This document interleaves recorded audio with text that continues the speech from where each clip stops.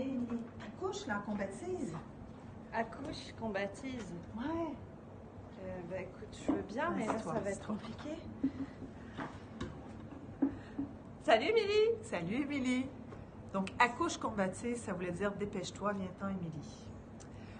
On voulait prendre, Émilie et moi, l'occasion de t'éduquer sur quelques expressions parce que c'est hyper important pour ton acclimatation québécoise. Donc, on a quelques expressions qu'on aimerait partager avec toi. Donc, je vais essayer de deviner ce que veulent dire les expressions employées par Chana. C'est parti! Émilie, t'es à côté, toi, hein? Bah oui, je suis à côté. Non, à côté, à côté. Je suis à côté. Pas à côté, à côté. T'as un copain? Oui? Vous êtes mariés? Non. Non. Donc, t'es à côté. Donc, je suis à côté, j'ai un copain sans être mariée. C'est ça. Voilà. Donc, toi, Émilie, je crois que tu n'es pas à côté. Elle est à côté, mais elle va se marier. Donc, elle sera plus à côté, elle sera mariée. Ok. Ensuite,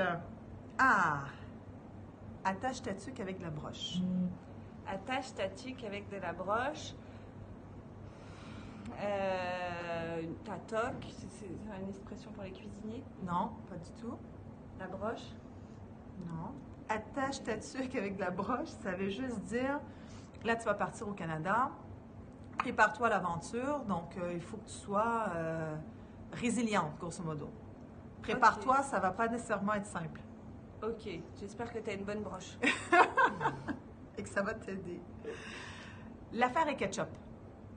L'affaire est ketchup.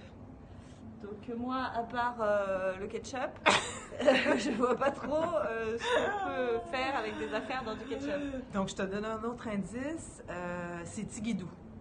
Ça veut dire la même chose que l'affaire est ketchup. Pas plus. Donc ça veut dire c'est parfait, tout se passe bien, c'est nickel.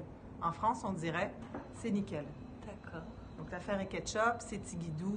Ça, tu vas l'entendre beaucoup, beaucoup. Donc pratique, il faut bien prononcer. Je dirais plus le ketchup de la même manière. Non, c'est clair. Oui, une expression que tu vas entendre aussi beaucoup, avoir la chienne. Je vais pas dire ce à quoi ça me fait penser. Avoir la chienne. Ouais. Donc, j'ai la chienne. J'ai acheté un chien qui est une femelle. Non. Donc, avoir la chienne, c'est, j'imagine que là, tu pars, tu laisses ton appart, tu pars avec les enfants, nouveau logement, nouveau pays, nouvelle ville. Tu as probablement un peu la chienne, ce qui serait normal, c'est avoir peur. Ah, j'imaginais complètement autre chose, moi. Donc, les enfants vont l'entendre à l'école et tu l'entendras toi aussi. Oui, une importante avec des enfants, l'hiver au Canada, il va faire froid. Et parfois, on reste longtemps dehors. Et les enfants, ils rentrent et ils ont la guédille au nez. Ah, ça c'est plus facile. Il y a une expression en France, aussi. Ah! Avoir la goutte au nez. J'imagine que ça oui, c'est exactement ça. Donc, super, facile, guédille. Celle-là, elle est facile. Une rigolote, avoir la gueule fendue jusqu'aux oreilles, qui est assez imagée, donc exactement, ça exprime bien. Bon, comme se marrer. Comme dans tout, faut pas le dire n'importe où, n'importe quand, comme tabarnak, que tout le monde dit à tout le monde au premier passant québécois, faut pas dire ça. C'est impoli. Donc, oui, une petite, peut-être ces deux-là pour la fin, avoir une crotte sur le cœur. Ça va pas être très agréable, ça doit pas sentir très bon. Une crotte sur le cœur. Et je vais la combiner. On pourrait se dire que Émilie et moi, on a une crotte sur le cœur parce que tu accroches tes patins, en fait. On a une crotte sur le cœur parce que tu accroches tes patins. Ouais. Vraiment, c'est compliqué, ça. Donc, accrocher ses patins, ça veut dire démissionner ou en tout cas partir. Donc, tu as accroché tes patins, qui signifie que tu as fini ta saison de hockey. C'est un peu ça qu'il y a derrière. Et avoir une crotte sur le cœur, c'est qu'Émilie et moi, on est tristes de devoir partir. Donc, on a un petit ressenti, je ne sais pas comment vous dites en France, mais... On a un poids sur le cœur, on en a gros sur le cœur. Exactement. Donc, c'est la même chose. Donc, on a une crotte sur le cœur.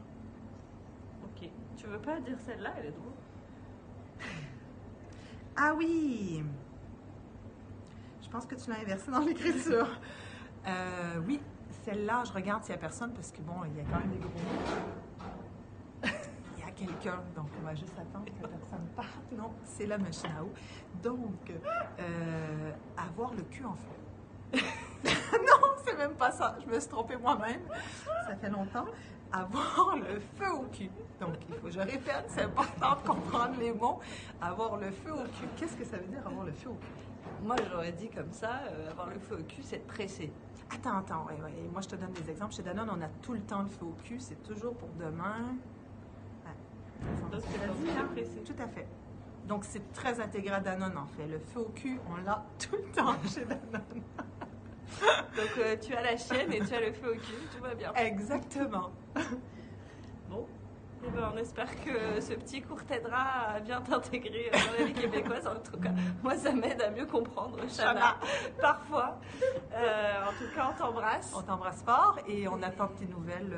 Ouais, on veut un compte rendu et que tu complètes ce livret d'expression. Exactement. Et on en a arriver. d'autres, mais qu'on a trouvé un petit peu trop ambitieuses peut-être pour partager comme ça sur d'autres sujets. Donc, on y reviendra en off avec toi. Il y a Émilie qui a quelques expressions québécoises à te partager pour d'autres contextes. Donc, on prendra un autre moment ensemble.